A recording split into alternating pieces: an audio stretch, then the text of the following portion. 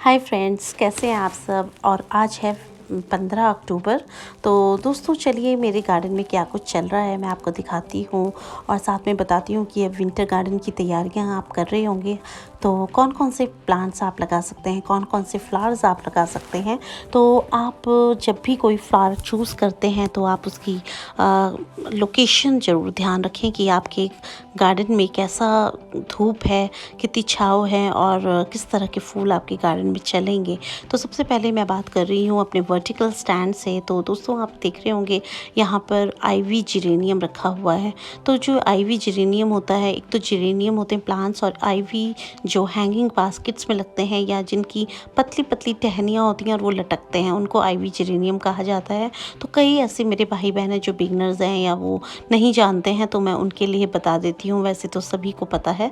तो दोस्तों इस सामने की साइड आप देख रहे होंगे यहाँ पर जेरेनियम्स जो थे मेरे जीने के नीचे मैंने रखे थे, क्योंकि हम लोग यहाँ बहुत ज़्यादा बरसात आती है और बरसात से जो ये जेरेनियम्स हैं ख़राब हो जाते हैं। तो इसलिए जेरेनियम्स हो गए, फुशिया हो गए, इनको हमें बचा के रखना पड़ता है पूरी बरसातों। और इस बार तो बरसात बहुत ज़्यादा लंबी चली है, तो ऑलमोस्ट बहुत सारी मेरी जो सैपलिंग्स थी गुलदावरी वगैरह की भी बहुत ख़राब हुई है। लेकिन जो गेंदा है वो बहुत अच्छा चला और उन्होंने सब ने बहुत अच्छा करा।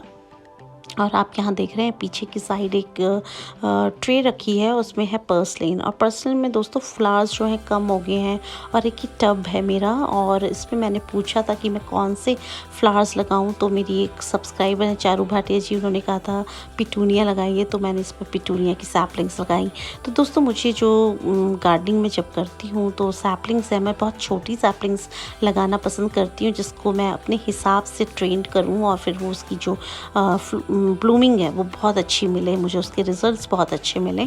तो चलिए सबसे पहले मैं आपको यहाँ पर जीना जो मेरा देख रहे हैं आप कवर है और इसमें सीधी बारिश नहीं पड़ती, सीधा पानी बारिश का नहीं पड़ता, इसलिए मैं अक्सर अपने जो प्लांट्स होते हैं जिनको मुझे बहुत ज़्यादा बारिश से बचाना होता है उनको यहाँ रखती हूँ। तो यहाँ मैंने अपने फूशिया रखे थे, तो अब उनको विंटर गार्डन के लिए उधर लेके गई हूँ जिससे उनको थोड़ा सा सनलाइट अच्छी मिल जाए और उसमें फ्लावरिंग हो।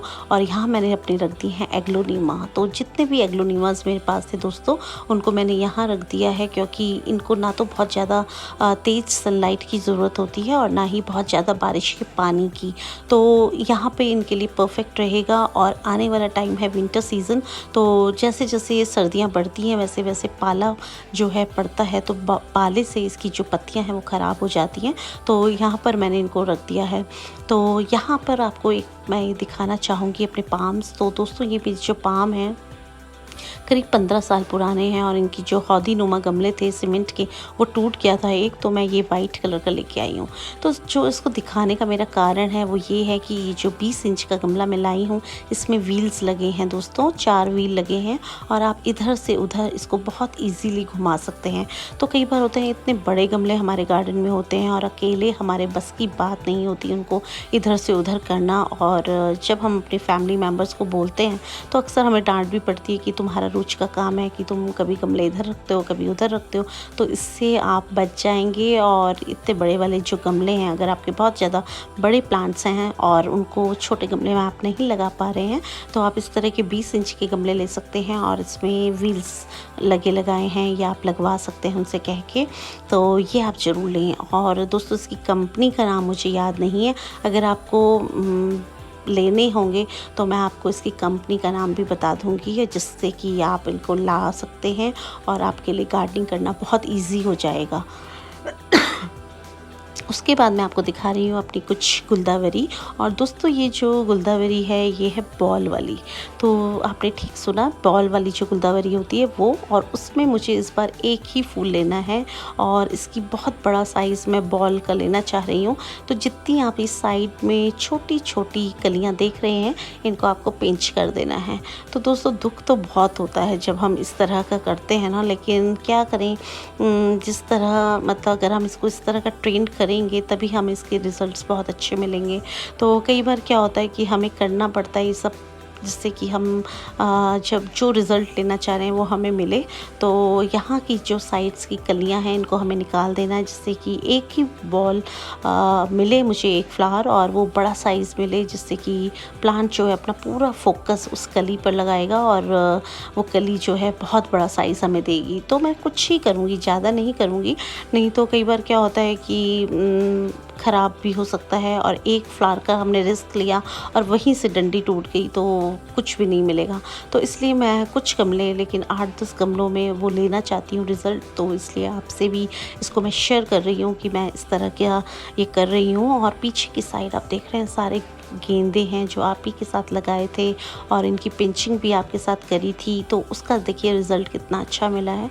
इसका रिज़ल्ट इसलिए अच्छा भी मिला है क्योंकि मैंने इसकी पिंचिंग कर दी थी, और जो मेरा प्लांट था वो बुशी हो गया, उसमें 4-5 ब्रांच निकली है, और जो 4-5 प्लांट मतलब ब्रांच लेकर निकलने से जो पौधा है देखिए कितना बुशी हो गया, और इसमें कितनी सारी कलियां बन गई हैं। तो बस यही रिज़ल्ट हमें चाहिए था। जिस टाइम पे ये ब्लूमिंग करेंगी मेरी पूरे जो प्लांट्स हैं गेंदे के, और ये क्यारी बहुत ही ज़्यादा मुझे लगता है बहुत अच्छी लगेगी। बस कुछ भी नहीं करना, इधर से ऊपर से जैसे कली आने से पहले आपको पिंच कर देना है, और यहीं से फिर मल्टीपल शूट्स बनेंगी, और जो पौधा है वो बुशी होगा और फ्लावरिंग बहुत ज़्यादा होएगी। तो दोस्तों इसकी गुड़ाई का आपको ध्यान रखना है, और पानी का, क्योंकि अगर आप इसमें पानी देना चूक जाएंगे तो जो कलियां हैं वो थोड़ा नीचे की तरफ ढलक जाएंगी, ड्रूप हो जाएंगी, और फिर वो रिज़ल्ट हमें नहीं मिलेगा। तो यहाँ है गुलदावरी की जो कटिंग्स जो मेरे मदर प्लांट्स थे उनसे मैंने लगाई थी ट्रे में। तो बस अब इनकी भी पिंचिंग बंद कर देनी है, और कलियाँ लेने का टाइम हमारा शुरू हो गया है। तो आप देख रहे हैं पूरी क्यारी मेरी जो है गेंदे से भरी हुई है, और इसमें बहुत सारी कलियां बन गई हैं। सामने है मेरा बुद्धा जी का कॉर्नर, फोकस पॉइंट मेरे गार्डन का। तो मैं यही आपको बता रही थी कि हमें लोकेशन का, सनलाइट का बहुत प्रॉपर ध्यान रखना है। अब ये देखिए जितनी भी गुलदावरी है इनमें कलियां बननी शुरू हो गई हैं, और 1 महीने में, 1.5 महीने में खिल जाएंगी। तो यहाँ पर मैं आपको दिखाना चाह रही हूँ कि यहाँ पर आधे दिन की धूप लगती है मेरे इन गमलों पर, और जो कलियां हैं देखिए इन्होंने अपना कलर निकालना शुरू कर दिया। ये कुछ पिंक और ब्राउन मिक्स है। और दोस्तों ये जो है मेरे बुद्धा जी का फाउंटेन है, बुद्धा फाउंटेन मेरे पास, तो मैंने यहाँ पर रखा हुआ है इनको, और इनकी जो आवाज़ है कितनी अच्छी लग रही है इस वक्त।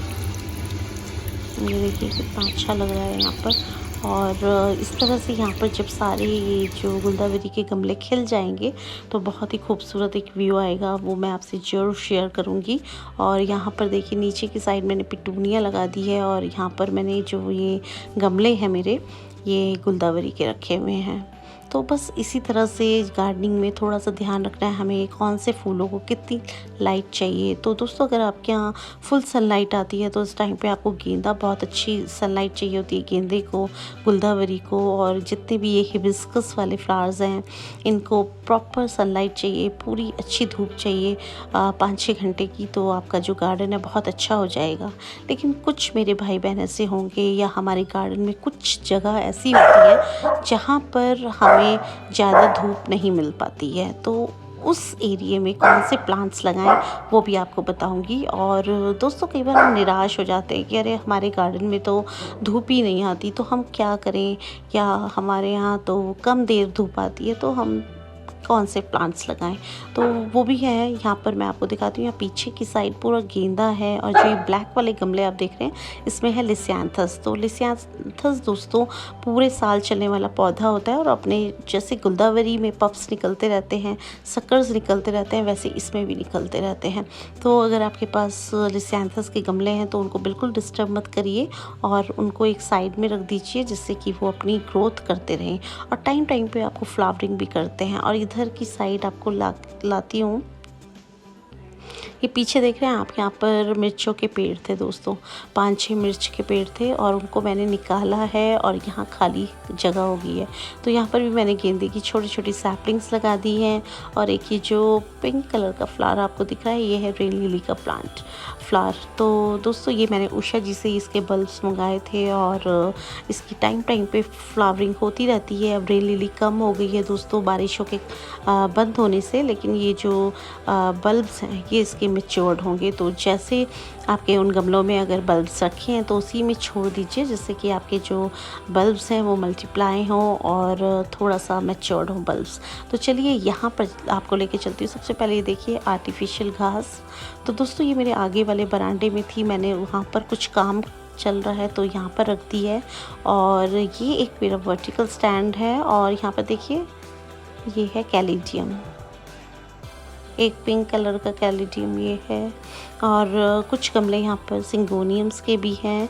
तो दोस्तों जो इतने छोटे छोटे गमलों में कैलेडियम्स हैं मैं इनमें ही छोड़ दूँगी इनको, जिससे कि ये अगले सीज़न में जब मार्च आए तो अपने आप से ही इसमें लीव्स आने लग जाएं।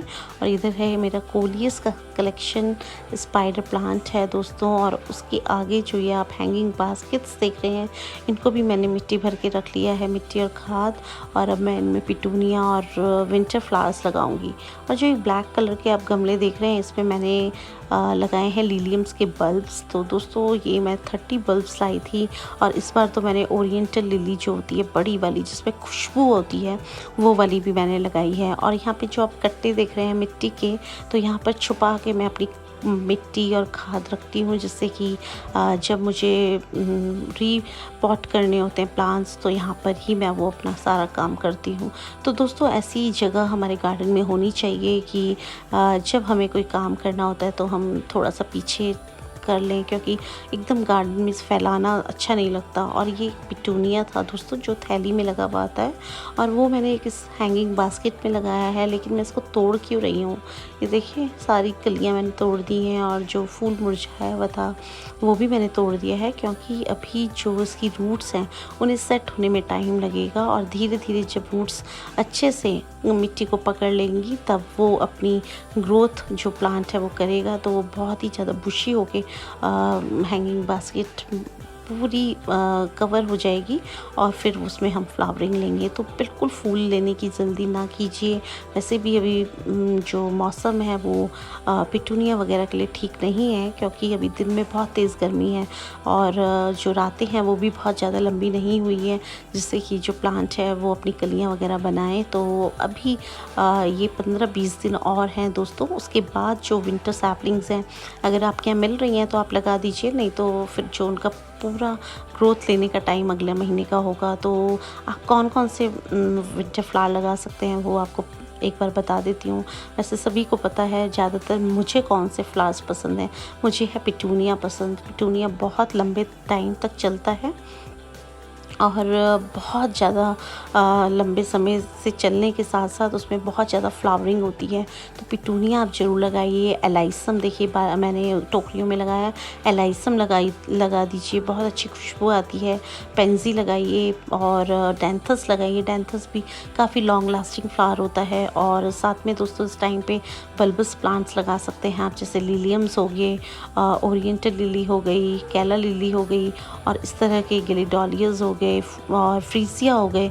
इस तरह के बल्ब्स आप चॉइस कर सकते हैं और लगा सकते हैं। बिल्कुल करेक्ट टाइम है और इस टाइम पे आप अपने जो विंटर गार्डन है उसकी प्रिपरेशन कर सकते हैं। दोस्तों वीडियो बहुत ज़्यादा लंबा हो जाता है और साथ में नेक्स्ट वीडियो में मिलती हूँ आपसे कि कौन कौन सी सैपलिंग्स मैं लगा रही हूँ और कौन सी छाया में लगा सकते हैं। तो इस तरह से दोस्तों आप अभी अपने गमलों को जो मिट्टी है उस और खाद से मिक्स कर बहुत अच्छा सॉइल मिक्स बनाकर सारे जितने भी आपके पास गमले हैं उनको तैयार कीजिए और फिर आप धीरे धीरे सैपलिंग लाकर उनको लगाइए। और बिल्कुल जल्दी मत कीजिए दोस्तों, अभी काफ़ी टाइम है हमारे पास। तो तब तक के लिए हैप्पी गार्डनिंग और फिर मिलते हैं किसी नए वीडियो में किसी नए टॉपिक के साथ। तब तक के लिए हैप्पी गार्डनिंग दोस्तों, गुड बाय।